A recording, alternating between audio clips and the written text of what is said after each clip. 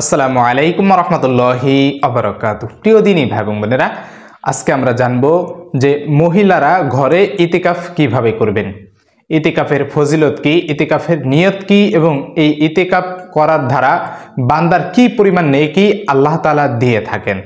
প্রিয় দিনী ভাই বোনেরা, ইতিকাফ এমন একটা ফজিলতপূর্ণ ইবাদত, যে ব্যক্তি এই ইতিকাফ করবে আল্লাহ তাআলা তার আমল নামায় কবুল দুইটি হজের সওয়াব দান করবেন। শুধু তাই নয়, ইসলামিক রাষ্ট্র 40 দিন ইসলামিক রাষ্ট্রের যে সীমানা, এই সীমানা যদি কোনো ব্যক্তি পাহারা দেয়, এরপরে সে ওই সীমানা পাহারা দেওয়ার কারণে আল্লাহ তাআলা ওই ব্যক্তিকে একেবারে নিষ্পাপ যেমনিভাবে করে দেন, ঠিক তেমনিভাবে ইতিকাফকারীকে ঠিক এই 40 দিন পাহারা দেওয়ার যে সীমানা রক্ষী, তাকে যেই পরিমাণ নেকি দেয় আল্লাহ তাআলাও তাকে সেই পরিমাণ নেকি দেন এবং নিষ্পাপ করে দিয়ে থাকেন। এখানেই শেষ নয়, ইতিকাফ এমন একটা ইবাদত যে আল্লাহ রাসূল সাল্লাল্লাহু আলাইহি ওয়াসাল্লাম রমজান মাসের শেষ দশকে ইতিকাফ করতেন এবং এই ইতিকাফের ভিতরেই রয়েছে সেই হাজার মাসের শ্রেষ্ঠ একটি রাত এবং ফজিলতপূর্ণ রাত, যে রাতে একদিন একটি রাত, যে রাত বান্দা পেয়ে যাবে, সেই এক রাত যদি ইবাদত করে তাহলে হাজার মাস সে ইবাদত করার নেকি পেয়ে যাবে। এত গুরুত্বপূর্ণ এই ইতিকাফ। তো এই ইতিকাফ সম্পর্কে একেবারে সংক্ষিপ্তভাবে আলোচনা করব যে মহিলারা কিভাবে ঘরে ইতিকাফ করবেন, বা আদৌ কোরআন এবং হাদিসে মহিলাদের ঘরে ইতিকাফ করার কোনো নির্দেশনা রয়েছে কিনা। ইতিকাফ মূলত 3 প্রকার হয়ে থাকে। একটা হচ্ছে ওয়াজিব ইতিকাফ। অনেকেই দেখা যায় যেমন মান্যত করে কোনো বিষয়, যে আমার যদি এই মান্যতটা পূরণ হয় তাহলে সেই ক্ষেত্রে আমি ইতিকাফে বসবো। সে হতে পারে 3 দিন, 7 দিন, 10 দিন, এমন যে কয়টা দিন নিয়ত করবে সে কয়দিন মান্যত করে সে ইতিকাফ করবে। এটা হচ্ছে ওয়াজিব ইতিকাফ, এটা ভঙ্গ করলে সে গুনাহগার হবে। আর যে নফল ইতিকাফ রয়েছে সেটা সংক্ষিপ্ত সময়ের জন্য করা যায়, নির্দিষ্ট কোনো দিন বা মাসের নির্দিষ্ট কোনো গণনা নেই। সে মসজিদে নামাজ পড়তে গেল, যেমন জোহরের সময় গেল, আবার নামাজ পড়ে বের হয়ে গেল, এই যে সংক্ষিপ্ত একটু 15-20 মিনিট সময়, এতটুকু সময় ইতিকাফ করা যায়, এটা হচ্ছে নফল। আর রমজান মাসের শেষ দশকে যে ইতিকাফ করা হয়, এটা হচ্ছে রাসূলুল্লাহ সাল্লাল্লাহু আলাইহি ওয়াসাল্লামের সুন্নাত। রাসূল সাল্লাল্লাহু আলাইহি ওয়াসাল্লাম এই ইতিকাফে বসতেন, সাহাবায়ে কেরামগণ বসতেন, এবং এই ইতিকাফ হচ্ছে সুন্নতে মুআক্কাদা কিফায়া, অর্থাৎ কোনো এলাকায় জামে মসজিদে কোনো একজন যদি না বসে তাহলে সেই এলাকার সকলেই এই সুন্নতে মুআক্কাদা কিফায়া তরক করার কারণে সে গুনাহগার হবে। আর যদি একজন বসে তাহলে সেই ক্ষেত্রে ওই পুরো এলাকার মানুষের পক্ষ থেকে আদায় হয়ে যাবে, তারা গুনাহ থেকে মুক্ত থাকবে। প্রিয় দিনী ভাই বোনেরা, আল্লাহ তাআলা কালামে পাকের মধ্যে এই ইতিকাফ সম্পর্কে উল্লেখ করেছেন যে ওয়া আনতুম আকিফুনা ফিল মাসাজিদ, যে ইতিকাফের সম্পর্ক হচ্ছে মসজিদে, অর্থাৎ মসজিদে ইতিকাফ করবে। তো এখানে আল্লাহ তাআলার যে কথা, যে ভাষ্য, এর দ্বারা বোঝা যায় যে ইতিকাফ হচ্ছে মসজিদের সাথে সম্পৃক্ত, সেটা জামে মসজিদ। কিন্তু মহিলারা তো মসজিদে গিয়ে নামাজ পড়ে না, তারা কি ঘরে ইতিকাফ করতে পারবে?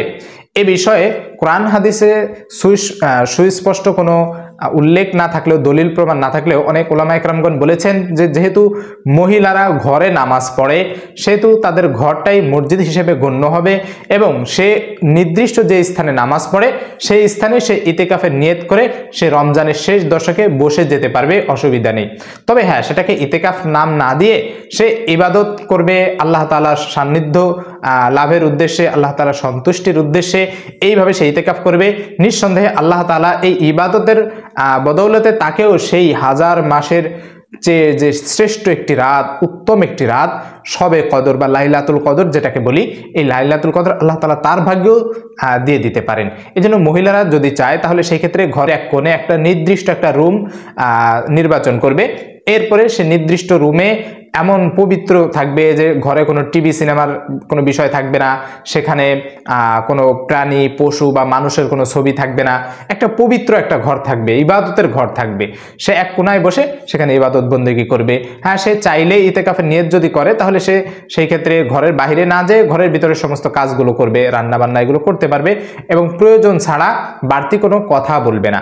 এইভাবে যদি মহিলারা চায় তাহলে ইতিকাফ করবে। ইতিকাফ মূলত কয়দিন করতে হবে, কবে বসতে হবে, কবে সেখান থেকে উঠতে হবে।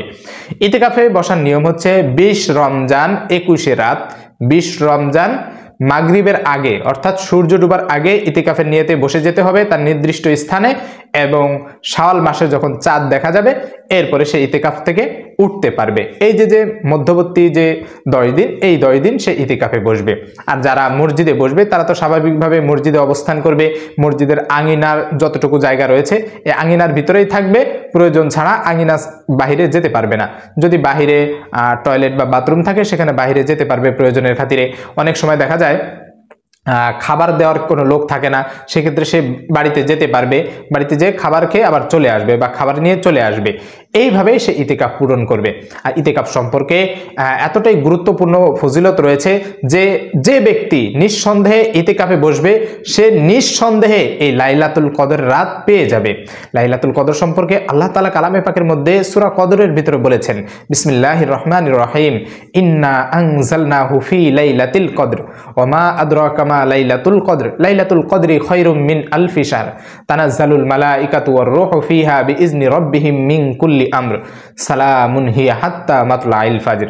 এখানে আল্লাহ তাআলা বলেছেন, ইন্না আনজালনাহু ফি লাইলাতিল কদর, আমি এই রাতে কোরআনকে নাজিল করেছি। আল্লাহ রাসূল সাল্লাল্লাহু আলাইহি ওয়াসাল্লামকে বলতেছেন যে ওমা আদরাকা মা লাইলাতুল কদর, আপনি কি জানেন লাইলাতুল কদর কি?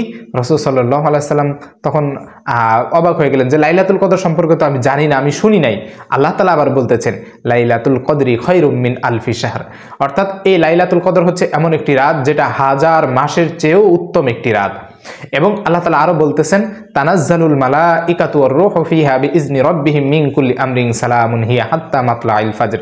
এই রাতে আল্লাহ তাআলা জিবরাইল আলাইহিস সালামকে একদল ফেরেশতাদের দিয়ে দুনিয়ায় পাঠিয়ে দেন। যত প্রকার আদেশ নিষেধ রয়েছে আল্লাহ তাআলা সবকিছু দিয়ে জিবরাইল আলাইহিস সালামকে দিয়ে দুনিয়ায় পাঠিয়ে দেন এবং জিবরাইল আলাইহিস সালাম দুনিয়ায় বিচরণ করেন। যারা এই রাতে দাঁড়িয়ে বসে ইবাদত বন্দেগী করে তাদের জন্য দোয়া করতে থাকেন, আল্লাহ তাআলা তাদের উপরে রহমত বরকত নাজিল করতে থাকেন, তাদের ক্ষমা করতে থাকেন। এবং এটা একেবারে সালামুন হিয়া হাত্তা মাতলাইল ফাজর, এই রাতে শুধু শান্তি আর শান্তি, যেটা ফজর পর্যন্ত একেবারে অব্যাহত থাকে, চলতে থাকে। এজন্য এই রাতটা আমি আপনি যদি পেয়ে যাই তাহলে নিঃসন্দেহে আমাদের সৌভাগ্য যে 1000 মাসের চেয়ে উত্তম একটি রাত একটা রাতের ইবাদতের বিনিময়ে আমরা পেয়ে যেতে পারি। তো এই রাতটা কবে? এই রমজানের শেষ দশক, এই শেষ দশকের ভিতরে বেজোড় যে রাত্রিগুলো রয়েছে, 20 রমজান 21 রাত, এরপরে 22 রমজান 23 রাত, এরপরে 24 রমজান 25 রাত, এরপরে 26 রমজান 27 রাত, এরপরে 28 রমজান 29 রাত। এই যে রাতগুলো, বেজোড় রাতগুলো রয়েছে, এই বেজোড় রাতগুলোতেই এই লাইলাতুল কদর হতে পারে। শেষের যে 5টা রাত রয়েছে 21, 23, 25, 27 এবং 29, এই 5 রাতের যে কোনো একটি রাতেই এই লাইলাতুল কদর হওয়ার সম্ভাবনা রয়েছে। এজন্য এই লাইলাতুল কদর যদি পেতে হয়, এই 1000 মাসের চেয়েও উত্তম যে রাত, এই রাতের ইবাদত বন্দেগী যদি করতে হয় তাহলে এই ইতিকাফে বসা অত্যন্ত গুরুত্বপূর্ণ। এজন্য আমরা চেষ্টা করব, আমরা পুরুষরা যারা রয়েছে আমরা চেষ্টা করব মসজিদে গিয়ে ইতিকাফে বসার জন্য, এবং মহিলারা ইতিকাফে নিয়ত করে আমরা বসবো। তবে সেটার নাম ইতিকাফ না দিয়ে এইভাবে আমরা নিয়ত করবো যে আমি এই 10 দিন ইবাদত বন্দেগী করব, আল্লাহ তাআলা যেন আমার ভাগ্যে লাইলাতুল কদর জুটিয়ে দেন। এভাবে যদি নিয়ত করে বসা যায়, ইবাদত বন্দেগীতে কাটানো যায়, নিঃসন্দেহে আল্লাহ তাআলা তো মহান, আল্লাহ তাআলা বান্দার মনের অবস্থা দেখেন। ইন্নামাল আমালু বিন্নিয়াত, সমস্ত কাজ হচ্ছে নিয়তের উপর নির্ভরশীল। বান্দা যখন কোনো কাজ নিয়ত করে নিঃসন্দেহে আল্লাহ তাআলা ওই নিয়ত অনুযায়ী তার বান্দার চাওয়া পাওয়া পূরণ করে থাকেন। আমি যদি এই নিয়ত করে ইবাদত বন্দেগী করি যে লাইলাতুল কদর আমার নসিব হবে, আল্লাহ তাআলা আমাকে দিবেন, নিঃসন্দেহে আল্লাহ তাআলা দিয়ে দিবেন। এজন্য এইভাবে আমরা নিয়ত করে এরপরে আমরা ইবাদত বন্দেগীতে বসে যাব। আল্লাহ তাআলা আমাদের সকলকে এই লাইলাতুল কদরের রাত, এই রাতে ইবাদত বন্দেগী করার তৌফিক দান করুন এবং আমাদের ভাগ্যে লাইলাতুল কদর নসিব করে দিন। আমিন ওয়া আখিরু দাওয়ানা আলহামদুলিল্লাহি রাব্বিল আলামিন। আসসালামু আলাইকুম ওয়া রাহমাতুল্লাহি ওয়া বারাকাতুহু।